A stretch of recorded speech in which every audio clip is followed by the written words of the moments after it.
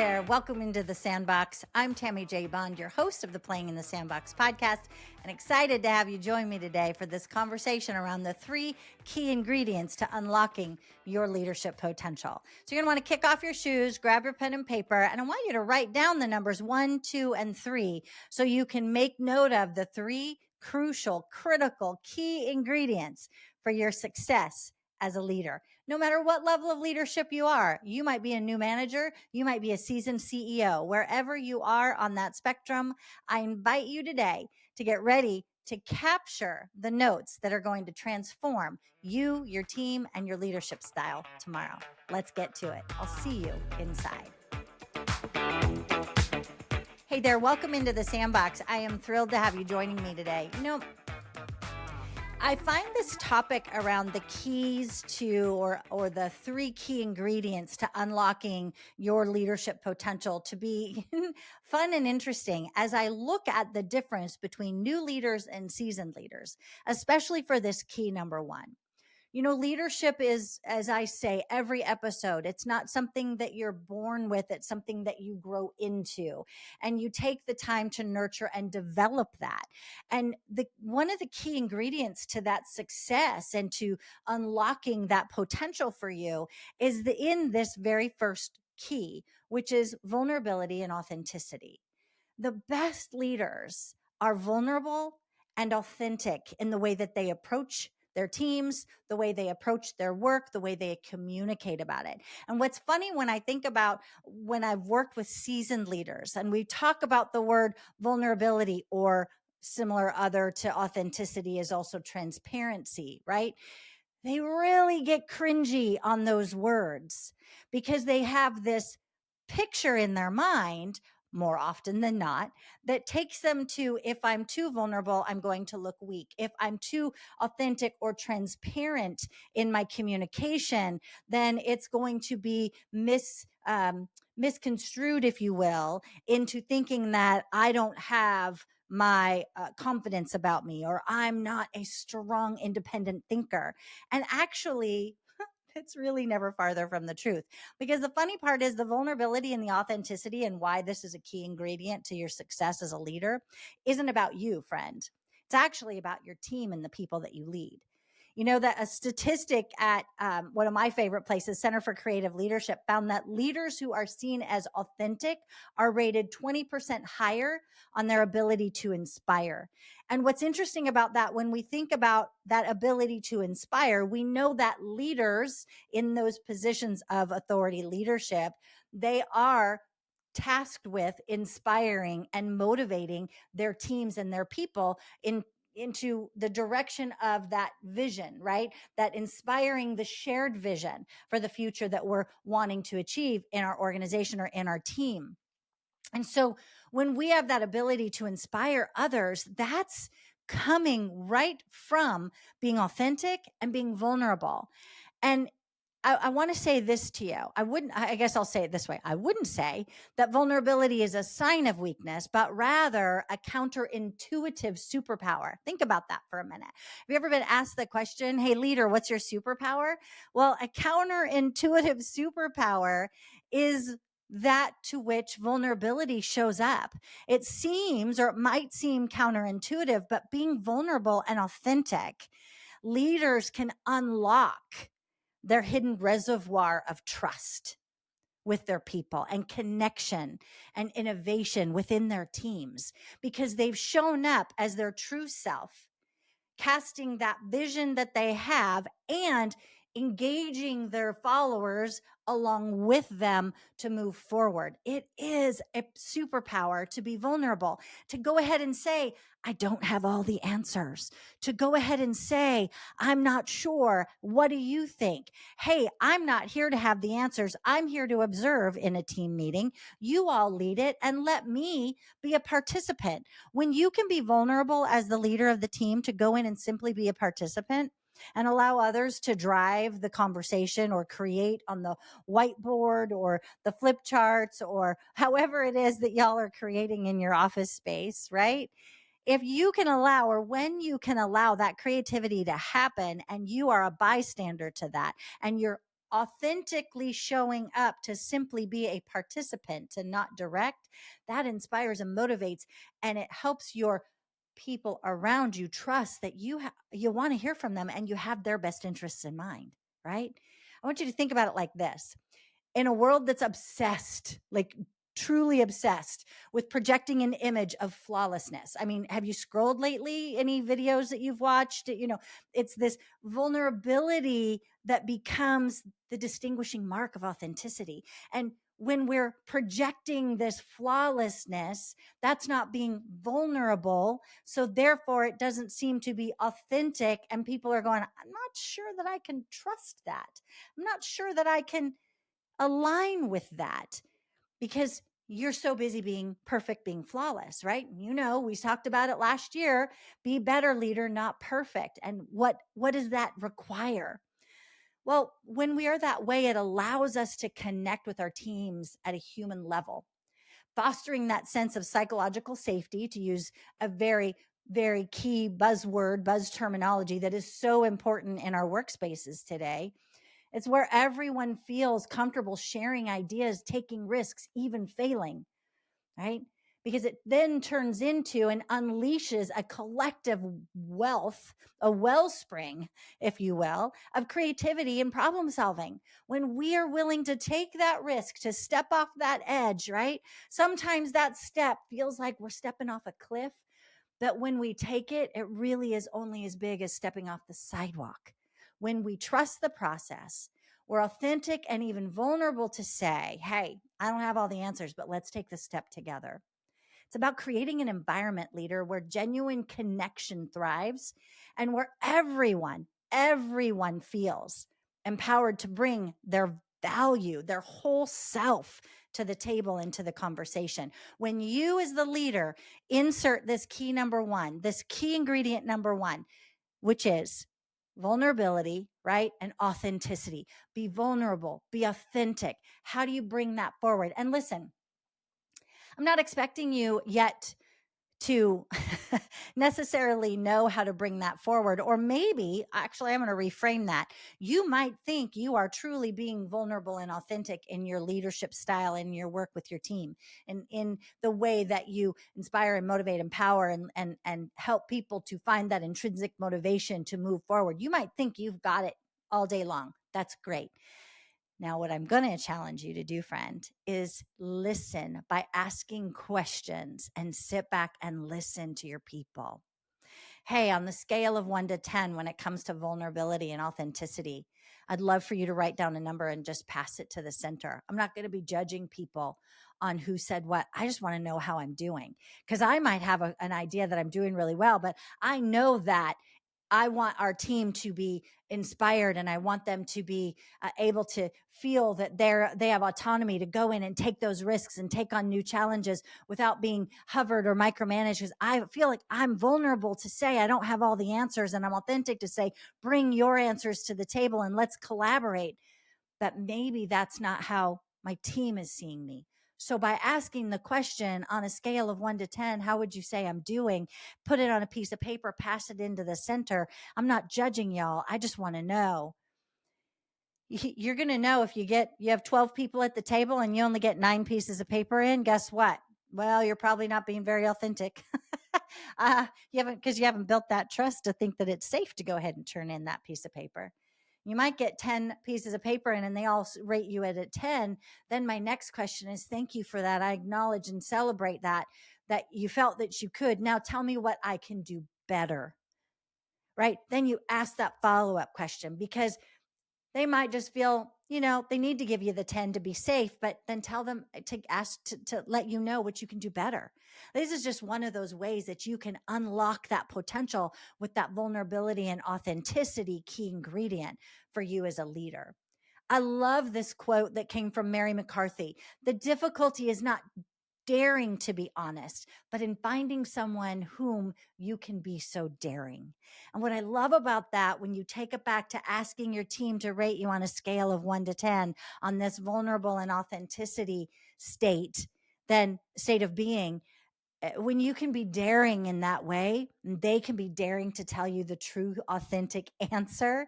Oh, You're going to just build a team of followers and a team of belongers at the table with you to take your dream ideas and the challenges that you face forward for something great. So be visionary, be authentic, and be willing to dare to ask those that are around you how you're doing. And let's see what kind of results that produces for you. Okay, next up, we're going to be talking about the second key ingredient in unlocking your leadership potential. And I will say this as we get ready to get into it. It actually might push some of you to a different level of discomfort than you might be anticipating. I'll see you in there. Okay, we're going to get right into our second key ingredient, which is visionary curiosity and experimentation. Now, you might be saying, Tam, why is that important, this visionary curiosity and the experimentation piece? Well, it actually is a great piggyback, if you will, to our key ingredients. Number one, when you talk about vulnerability and authenticity, when we are curious in our role as a leader, and we are willing to be in experimentation and those around us to be in experimentation, then what we're actually doing is creating an environment where we can flourish together, taking more risks, as we've talked about. Here's a way that I'll put it in for those of you that like good statistics. A report by PwC found that 73% of CEOs believe that curiosity is essential for navigating today's business landscape. Now, why is that important? Well, because a leader with curiosity, with that visionary curiosity, inspires the team by looking beyond the present situation and envisioning a future filled with possibilities. And we're helping people and challenging those around us to be looking for that same and to foster that sense of purpose and motivation in others and driving that team toward those shared goals that we've all picked up on. Here's one piece that I find really to be important as well when it comes to that visionary and curiosity. It's future proofing. Ooh, Tam, what's that mean? By constantly asking questions, you know, I like a good question, and exploring trends and staying curious about the future, a visionary leader can anticipate challenges and opportunities that are coming around the bend, right? They're able to see around the corner.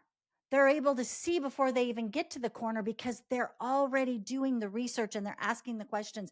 And they're also allowing the team to be proactive in also asking questions and doing that so that as circumstances start to change, we can adapt more swiftly and quickly. I love that future proofing. How many of you, by a show of hands, could do more future proofing? We can get so stuck. I just spoke with a leader yesterday who's so stuck on, I mean, entrenched in, I'll say it kindly in case they're listening. They're so entrenched in, it's not my people, it's everybody else, that they're forgetting to look at, because that's what's happening right now. They're not able to see around the corner to see what is happening toward the future because they're so stuck in the right now. So they're not being visionary. They're being stuck in the trenches right now, not asking the right questions. What they're doing is pointing fingers of accusation. And if they would, and you would, and we would just fix this, everything would be fine. And I actually said to the individual, hold on a minute.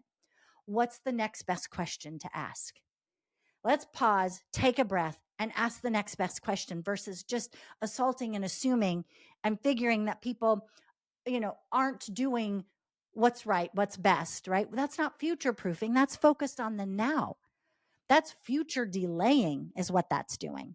So by constantly asking questions and exploring trends, right? And staying curious and encouraging your people to stay curious, guess what? We proof ourselves for the future to be able to take on changing circumstances swiftly and quickly before they even happen. We're proactive. And then the third element of this is unleashing that creativity. Curiosity sparks the desire to learn in self and in others. And And it helps us to explore new ideas. And leaders who foster a culture of curiosity encourage innovation that empowers their team members to think outside the proverbial box that y'all have been sitting in, cubicle or box. They're all kind of shaped the same way, right? We want people to be curious and think out of it and get up over the rooftops. Guess what? We want to unleash creativity. Because why? It can lead to breakthrough solutions and new ways of working. Remember, I was talking about how you can see around the corners by future proofing and asking more questions. Unleashing creativity helps us to get there. So let's now talk about the experimentation side, right? That's visionary curiosity, and it's important. But let's talk about the other part of that key ingredient, which is the experimentation side. We want to actually term it this way. I am choosing to embrace failure, because fear of failure can stifle innovation. And we've talked about that before. We've talked about the ability to be able to go, yep, I'd rather have you fail forward than not try at all, because then we're going backwards. But at least if we're failing forward and we're moving ahead and we're taking that risk and learning from those fail points, that's important. We want to go and do that after action review, friend, so that when we fail, okay, not the why'd we fail, but what were the decisions that we made? What drove those decisions? What were the outcomes? And what will we do different the next time so that we get different outcomes? So long as on the wall, it's clearly written what the outcome and the goal is that we're shooting for, right? When we're reviewing from that place, right, we're embracing that failure happens, but we're learning from it. And we can take more calculated risks when we're learning from mistakes. It fosters that growth mindset that's so important and talked so much about in the world today. And it allows for your team to iterate and improve upon their ideas. We want them to take actions toward improving on those ideas, not staying stagnant. And the other part of experimentation that's very important as a key essential here is the agile and adaptability, right? Agility, adaptability. In a dynamic environment, the ability to adapt is absolutely crucial. I can talk. And we know that by encouraging that experimentation. We know that empowers your team, right? And teaches to test new approaches and learn from the results. Like I was talking about when you do the review afterwards, it helps us to seize the opportunities ahead of us. And lastly, on this part is building resilience. So experimentation isn't always about success, right? It's not always about the win or even looking at how we can learn from the failure. But by learning from both successes and failures, the team becomes more resilient and develops a problem-solving mindset. So you want to think about what are the behaviors you're wanting to develop in your team? And then what are the keys of these ingredients? These key ingredients, what are the elements that you can infuse into those to equip your team to overcome all future challenges? I say all. That's probably a bit extreme. I hope you fail at some of the future challenges, because you're going to learn to be set up to navigate those unexpected obstacles more swiftly in the future. All right, so let's talk about it this way. The combined impact of visionary curiosity and experimentation.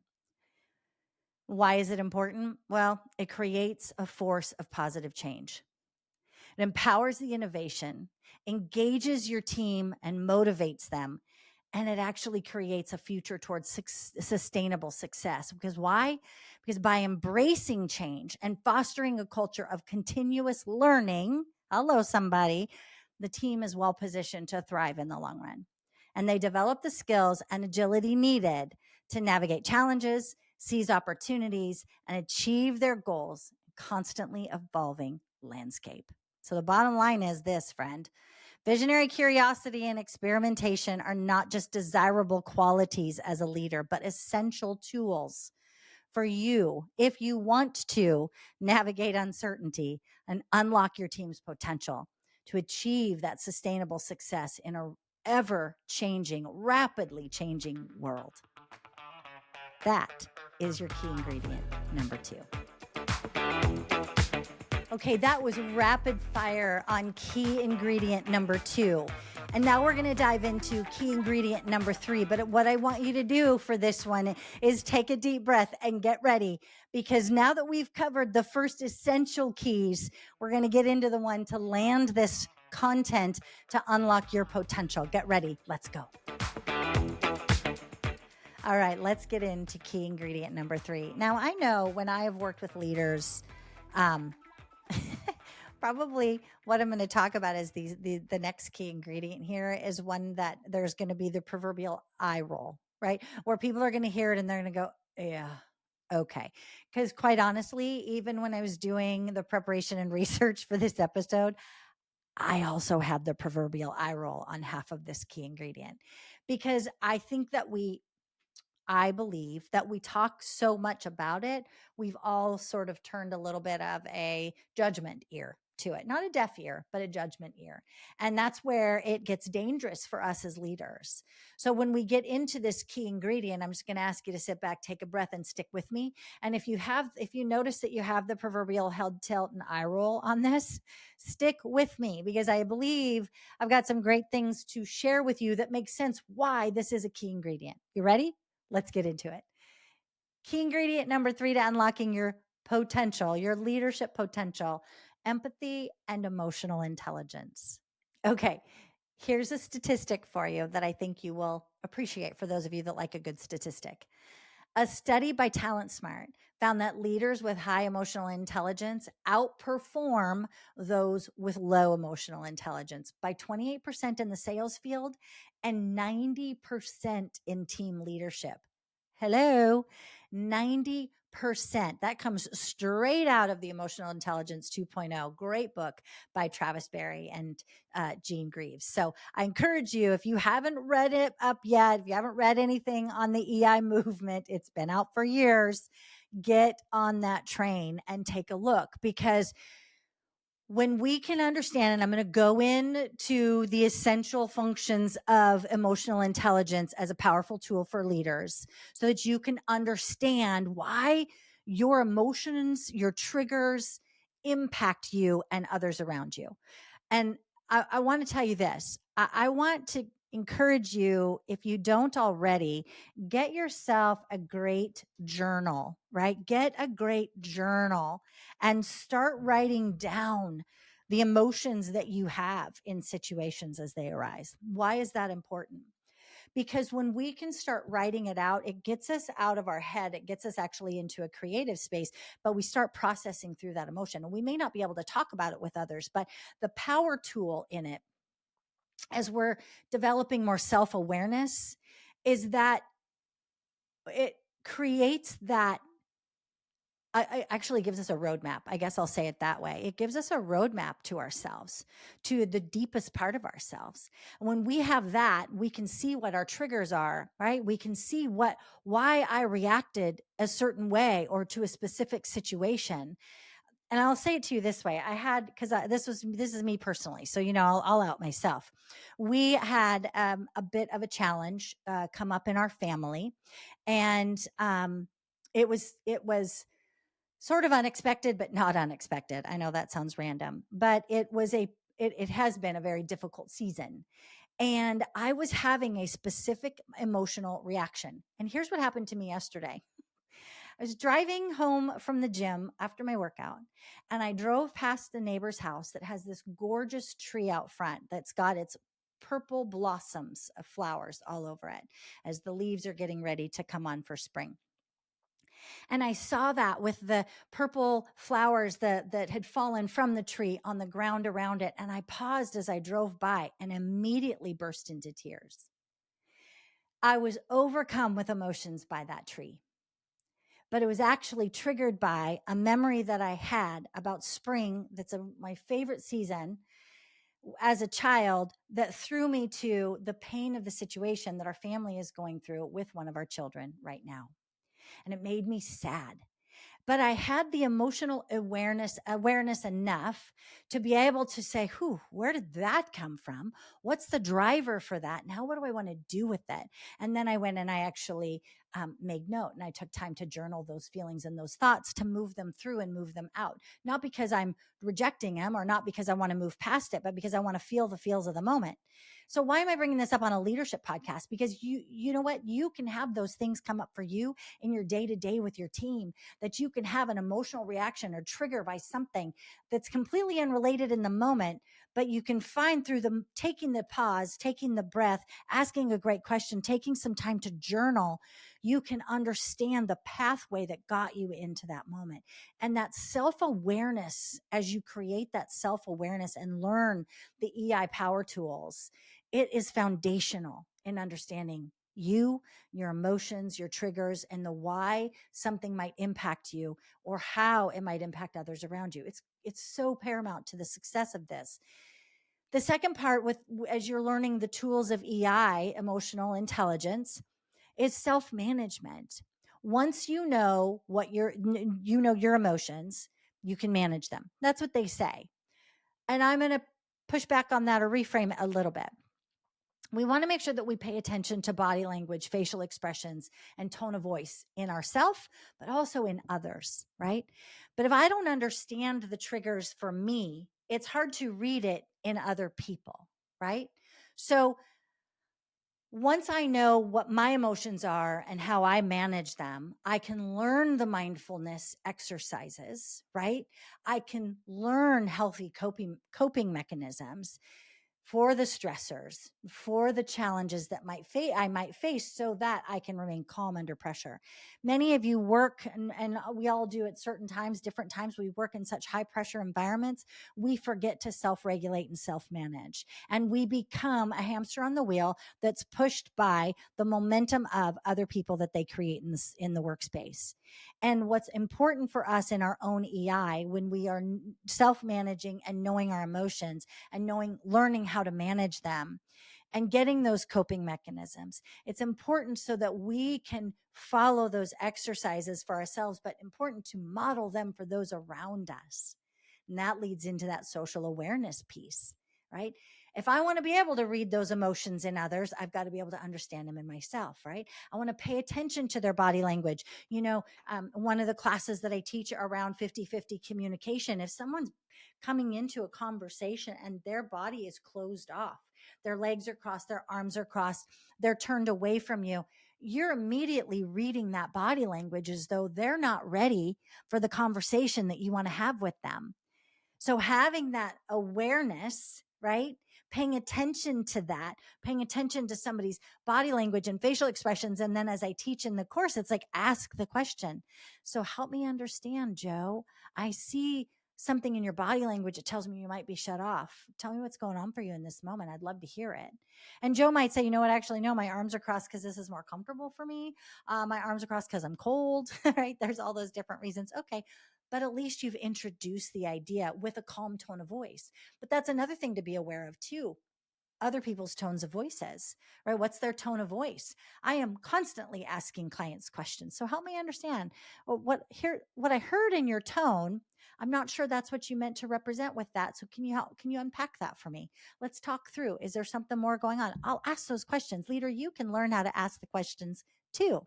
And better yet, DM me wherever go onto LinkedIn and send me a DM. I have a list of powerful questions to ask in conflict. I will get into your hand so you can start to have that social awareness and learn how to practice active listening by asking clarifying questions. It's so important with EI. The fourth component of this is relationship management. We want to use our understanding of ourselves and the others around us to build stronger relationships. And that includes, yes, effective communication and empathy and getting better at conflict resolution. Yes. And it's also part of the relationship management that goes back to being that visionary and also being that person that people can trust, right? We want to be a leader that is authentic and vulnerable that people can trust. And that relationship management is also what builds into that. So let's talk about EI and leading a team. Okay. We want to know our team. That's important. How do we know our team? We take the time to understand them.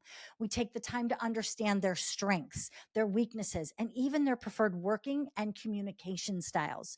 If you know that you have somebody that avoids conflict or that avoids eye contact or someone that takes longer to process, when you know that about your team, it allows you to create the space for people to communicate in the timeliness that they need, also building that trust to be able to make the bigger asks of them, ASK, by the way, the ask of them to be able to come forward to what you need in your timing, right? It fosters that collaboration, and it's so important.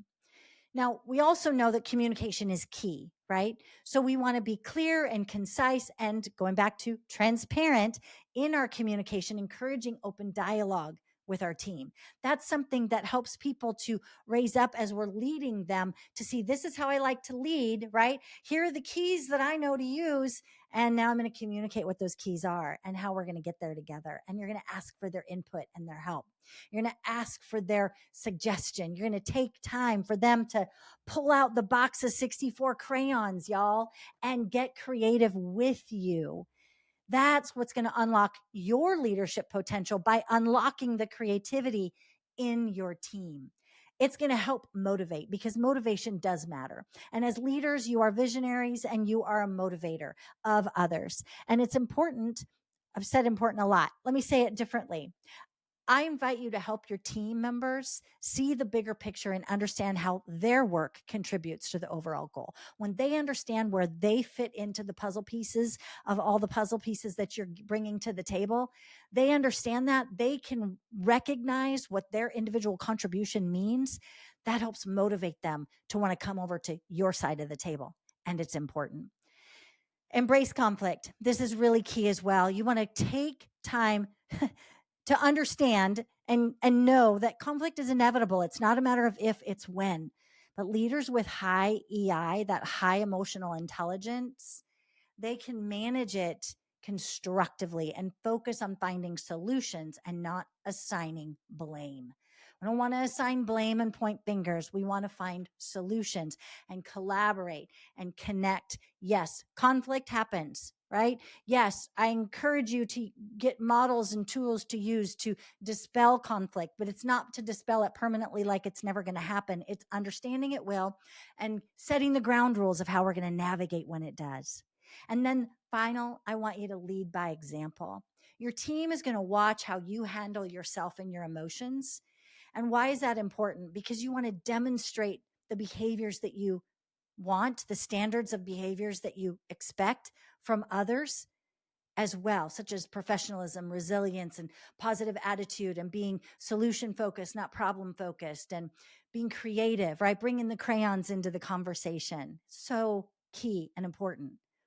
Now remember this as we round it out here. EI is a journey, friend. It's not a destination. So keep practicing and reflecting and journaling and reflecting again on your growth and on what's possible for you. And as a leader, your commitment to EI will have a ripple effect, creating a more positive and productive work environment for everyone. So, as Edmund Hillary said, I'll leave you with this thought. It's not the mountain we conquer, but ourselves.